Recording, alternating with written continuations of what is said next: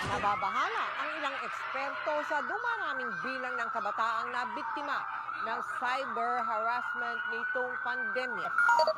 Ayon sa PNP Anti-Cybercrime Group, halos 300 sari-saring cybercrime complaints ang kanilang natatanggap kada linggo.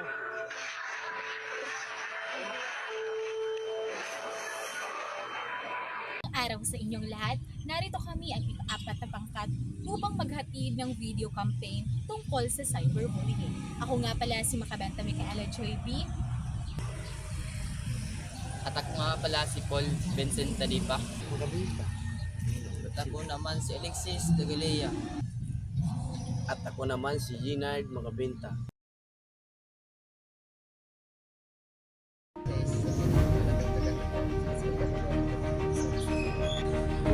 Sa makabagong panahon kung saan laganap ang paggamit ng teknolohiya, isang uri ng pambubuli ang nabigyang daan ito. Ang cyberbullying o ang pambubuli sa kapwa gamit ang makabagong teknolohiya. Ang ilang halimbawa nito ay ang pagpapadala ng mensahe ng pananakot, pagbabanta o pagtataglay ng masasamang salita sa text o email, pagpapalaganap ng mga nakakasirang usap-usapan, larawan, video at iba pa sa email at sa social media, pangbabash o pagpo-post ng mga nakakasira sa kapwa-tao. Paggawa ng mga pekeng account na may layuning mapasama ang mga isang tao, pag-hack ng account at iba pa upang magamit ang personal na account. Isang tao nang walang pagsang-ayon sa